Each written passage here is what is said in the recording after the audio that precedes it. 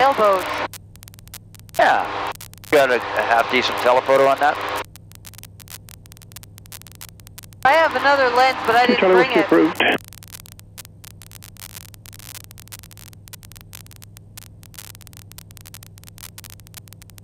Focus everyone, Charlie left it off 9 at ground point 9, good day. Left off 9, ground point 9, good day.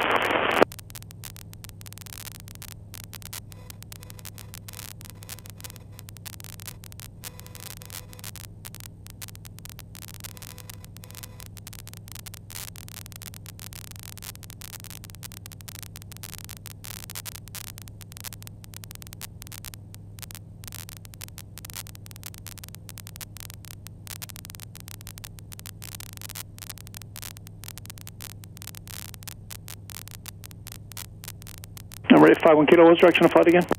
51 Kilo is a left downwind flight.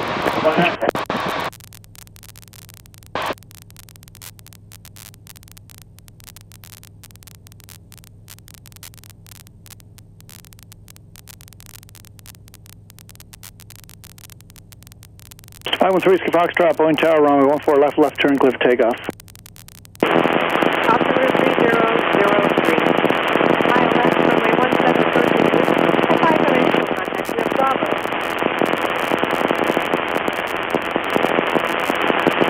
Tacoma Airport information, Bravo 1753, please. Wind 130 and free. The weather's better than 5,005. Temperature 21, dew point 12. Altimeter 3003. So not a ton of wind for your mom, that's a good thing.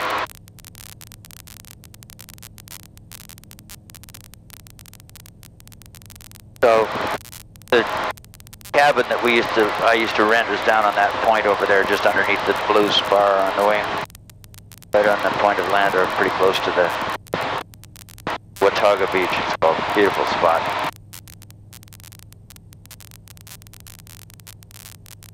All right, coming up to your flying lesson pretty soon here. Not over the water. Not over the water, indeed. That's why I said pretty soon. So when you do flying lessons, I'm sorry, information sessions, since I'm not a certified instructor, you need some altitude so that you can have some time to correct mistakes.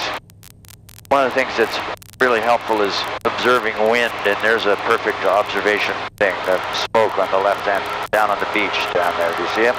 What am I looking for? The direction of the wind. 7 clear, touch and go. So I'm going to turn here for a second over Blake Island. Blake Island is a place that aircraft coming from Bremerton to Boeing often report. People are out here doing flight training, so keep your eyes open. But look over to the left. Left down here on the shoreline. Oh, smoke? Smoke. So that tells me the direction of the wind right there. Not very strong because it's just going straight up and then drifting as it hits the temperature layer that matches its, not quite sure what the correct term is, but it rises until it hits a temperature layer that is the same temperature as the smoke, and then it just drifts. We refer to where things are by a clock. At the top end of the aircraft is 12 o'clock, and that's therefore 3, and that's 6, 9, and 12. And it's easier that way because I can say, okay, there's something at 7 o'clock, and you'd be looking over your far left shoulder because that's where the 7 is on a clock. And it's very helpful to do that. Archer 82 Delta, follow the Cessna ahead of you in the downwind, runway 17, clear, touch and go. 17, clear, touch and go, number 2. So the most important part about when you're doing informational sessions with an airplane is to have someplace to land nearby if something were to go wrong. There's a little airport, Port Orchard, out in front of us here, off to the right a bit. So that would be I'm inside of an airspace for ETAC, which is over here at 9 o'clock. I basically stay out of that airspace, and I need to be below 5,000 feet because I'm in this section defined by these blue lines. I'm still inside it. As long as I'm under 5,000 feet, I'm good. More altitude, always better. Gives you more time, and the time and the distance green circle is based on what information I've given the program. That's where I could glide to. The engine went out now, I could reach any one of those things. This R is the private airstrip at Port Orchard that I'm heading towards right now. That's the 2-minute line out there, so it would take me approximately 2 minutes to get to that airport right now if I headed straight ahead. As I climb, the circle gets bigger, of course.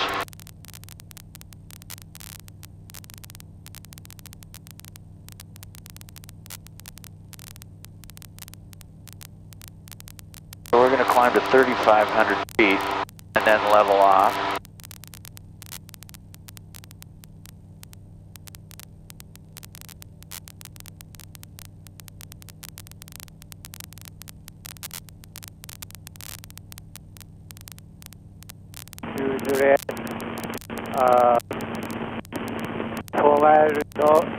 Pass at 800 feet, done for landing.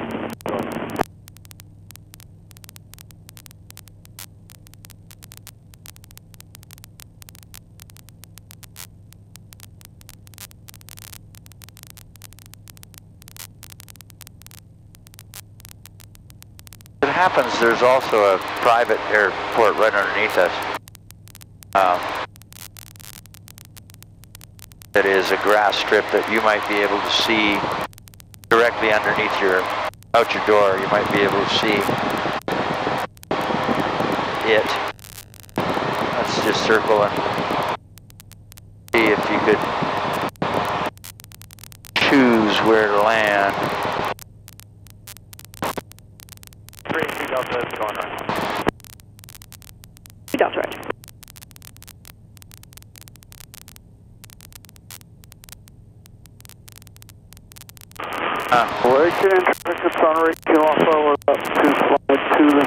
Could have sworn I was right over top of it.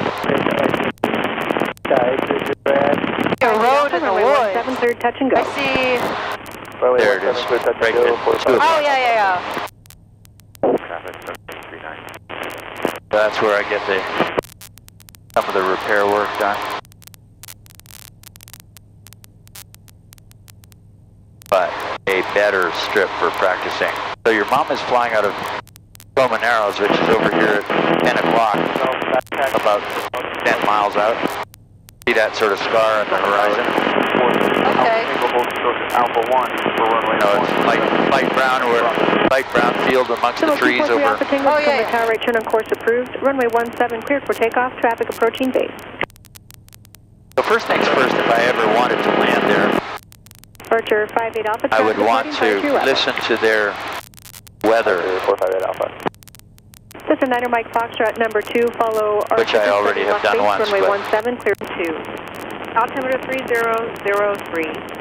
ILS runway 17 approaching you. Advise on initial contact you have Bravo.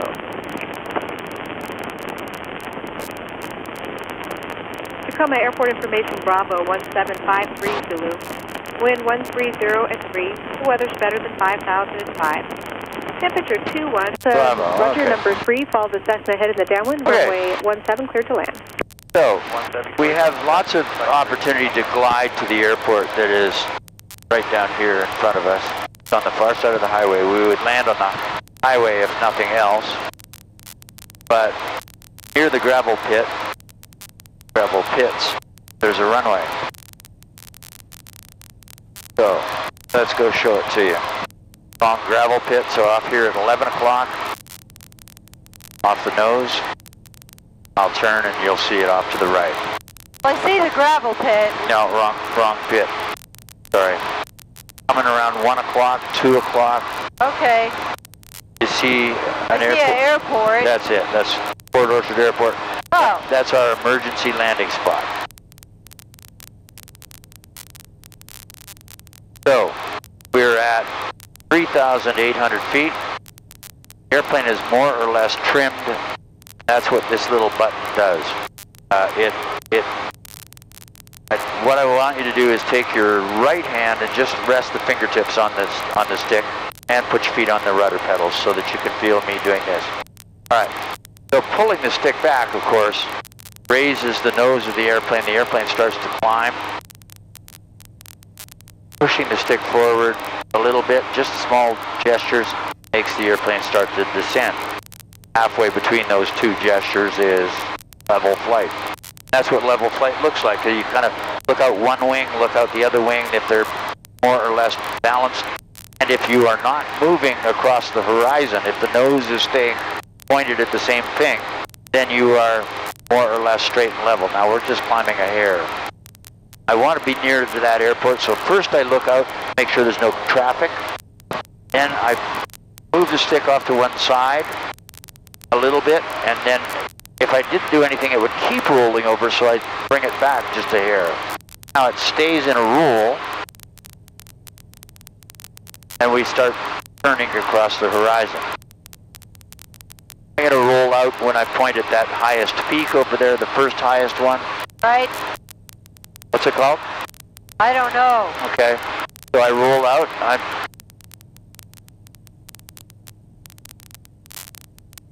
pull the power back just a hair. So there's Bremerton Airport over there, and we could probably make Bremerton if I really had to. Taking your position. Okay. So we look to make sure there's no traffic, what they call them clearing turns. You essentially make a turn. You always look in the direction you're turning before you turn. Runway 17, taxi via Bravo. So this gives us a chance to look for anybody coming from the north. And while we're at it, we look out the left wing as well, just to be sort of able to see what's going that way. And then I'll make one more turn back in the opposite direction, another 90 degrees. And we're right over top of the airport, in case something bad were to happen. I've been climbing. I shouldn't, and you can hear the engine changing noise. So now we're going to just point down the hook of Hood Canal. And I might as well climb up a little bit more to 4,500, give us a bunch of room. So follow it with your fingertips, and you can see that, now I'm going to let you just have it, and you're going to have to pull back a hair. In order to keep it climbing, you pull back, but you don't have to keep pulling back. You just, and as it falls off a hair. Archer 58 Alpha, would you like short approach or extend the follow? So do you see that it requires pressure to keep the nose up? Yeah. Keep pulling back until it just sort of stays the same. Now, this switch, what I'm going to do is I'm going to remove that pressure. Helicopter 447, Romeo Charlie. Now you don't have to pull back so hard, right? Helicopter 447. Okay. Romeo Charlie. So it's trim is what that does. It takes the pressure away that you are required to hold on. 7 Romeo Charlie number 2, follow an Archer on a close-in left base. He'll be a touch and go. As you climb, the airspeed goes lower, and at some point the airplane's going to stall, and that's not what you want. So you have to monitor your airspeed. And we're moving slowly across the horizon, which means one wing is lower than the other, and we're turning. Archer 58 Alpha. So I want you to try and turn back that way. And I want you to not climb anymore. There you go. And a little bit of pressure with your right foot. Now look over here, Kori. See this ball? It's off to the right side. I want you to step on the rudder pedal until that ball is more or less in the center. Okay. That's what you need to do. That's called coordinated flight. Now I'm going to roll out. I've got it for a second. Cessna Mike Foxtrot number 3, follow the helicopter, runway 17, cleared touch and go. Then so sometimes we don't know who's flying the airplane. You don't know if it's me or you. Touch and go runway 17, and then departure toward McCord. So what we do is we have a series of direct communication that lets you know who's flying. So I say something like this. I say, you have the flight controls, and you say it back to me. Okay, I have the flight controls. I have the flight. And then I confirm it back one more time. You have the flight controls, and you got it. So now you're flying the airplane. We both know that. All right, I don't want it to go that way. That's okay. So then roll it back a little bit to the other way. My foot, right? A little bit with your foot and a little bit with the stick. One hand only. Pick a hand, whichever one you want. And that's now going to the right, so that's a little too much stick, so there you go. You just do that until such time as you are pointing in the direction that you want. Now, those are called ailerons. Moving it to the left and right is the ailerons. They're out on the wing. And while you are applying aileron, you also step on the ball. Whichever, there you go. So you want to try and get it even a bit more. Not doing aileron, you're just stepping on the rudder. Okay, so I have the flight controls. You have the flight controls. Thank you. Okay, so now, watch what happens when I keep the nose more or less level. The airplane's pointing in one direction, and all I do is step on the right rudder. The nose is going to swing to the side. You're just using your foot right now. And that's called yawing. So the rudder pedals move the nose side by side. Ailerons roll the wings over. The rudder at the back puts So us your up and feet are down. controlling what? Yaw. So there's 3 axes of flight. Roll, Right? pitch, Right? yaw. This one is Pitch, pitch. Now Pitch. which one is your feet? pitch up, pitch down, roll, yaw is your feet. Okay. Okay?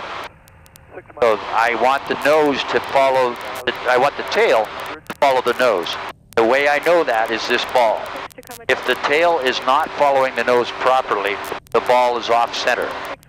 You want to keep it in the middle to go straight. Let go of your foot pressure for a second, because it was you on the left foot that was causing it a little bit to okay? Now push your right foot down just a bit. And a bit more. There you go. Now that's about right. You are looking at an angle, so you can't properly see when it's properly coordinated. Right side passenger has to get used to it being some different space, some different place. But that's what happens, is you step on the side of the ball, now it's coordinated. So now we're flying with the proper attitude in space. So the 3 control surfaces control the attitude of the airplane. Pulling the nose up doesn't necessarily make the airplane climb unless you have enough power. If I had killed the power and pulled the nose up, the airplane would just drop out of the sky with the nose pointing up.